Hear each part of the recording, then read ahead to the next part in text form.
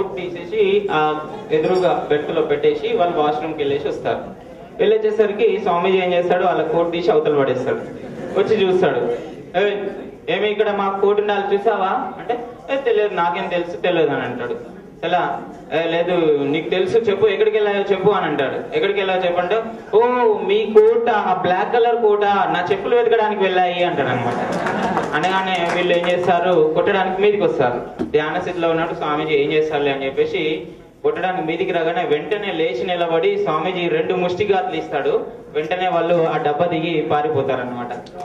అట్లా తన లైఫ్ లో చాలా సన్నివేశాలు జరిగాయి స్వామి వివేకానంద. ఒక్కసారి ఇట్లానే రోడ్డు పైన అమెరికాలో వెళ్తూ ఉంటే ఇతన్ని కామెంట్ చేస్తుంటారు. ఆయన పెట్టుకున్న తలపాగాన్ని ఇట్లా లాగుతూ అట్లా కామెంట్ చేస్తూ ఉంటే ఆ యొక్క స్వామీజీకి అర్థమైపోతుంది. అట్లా వెళ్తుంటే రోడ్డు పైన ఒక మ్యాన్ హోల్ ఉంటుంది. ఆయన నడుస్తూ నడుస్తూ ఆ మ్యాన్ హోల్ ని తప్పుకొని నడుస్తాడు. కానీ వీడి కాన్సన్ట్రేషన్ అంతా కూడా వాడి తలపాగం మీద ఉండడం వల్ల వాడు మ్యాన్ హోల్ లో పడిపోతాడు. పడిపోగానే వెంటనే స్వామీజీ వెనక్కి తిరిగి అతని చేతి అందుకొని పైకి లేపుతాడు. అప్పుడు ఆయన అడిగాడు అనమాట, ఏమంటే స్వామీజీ నేను మిమ్మల్ని ఇబ్బంది పెట్టడానికి చూశాను, మీరెందుకు నన్ను సేవ్ చేశారని అడుగుతాడు అతను చెప్తాడు అప్పుడు ఏమనంటే, foreigners are made by dressing but Indians are made by character అని చెప్తాడు అన్నమాట. ఆ విధంగా ఆయన లైఫ్ మొత్తంలో కూడా జరిగినటువంటి నెగిటివ్స్ అన్నిటినీ కూడా తీసుకొని పాజిటివ్ గా చేసుకుంటారు. సచిన్ కూడా ఒక డైలాగ్ చెప్పాడు, ఏంది జనాలు చాలా మంది విమర్శిస్తే మీరు వేసిన రాళ్ళన్నీ ఏరుకొని నేను బిల్డింగ్ కట్టుకుంటా అని చెప్తాడు అనమాట సచిన్ టెండూల్కర్, మీకు అందరికి తెలిసి ఉంటుంది. అట్లా చాలా విషయాల్లో కూడా. కాబట్టి మనందరం కూడా నెగిటివ్ విషయాలన్నీ మర్చిపోయి పాజిటివ్ గా ఉండాలి. అంతేకాకుండా ఎంజాయ్ చేస్తూ, ప్రేమని చెప్పారు ఇందాక, ఎంజాయ్ చేస్తూనే మనం చదువుని కూడా చదవాలి. ఎంజాయ్ చేసేవాడు ఏదైనా ఎంజాయ్ చేస్తాడు.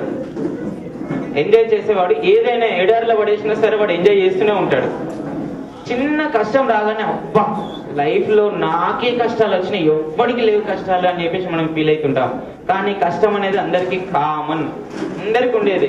కానీ వాళ్ళు కష్టాన్ని లోపల పెట్టుకొని ఆనందాన్ని వ్యక్తం చేస్తున్నారు. నువ్వు మాత్రం ఈ కష్టాన్ని ఎక్స్పోజ్ చేస్తున్నావు. దాన్ని లోపల పెట్టుకో, ఆనందం ఆటోమేటిక్ గా బయటకు వస్తుంది. స్వామి వివేకానంద ఏమంటాడంటే, మన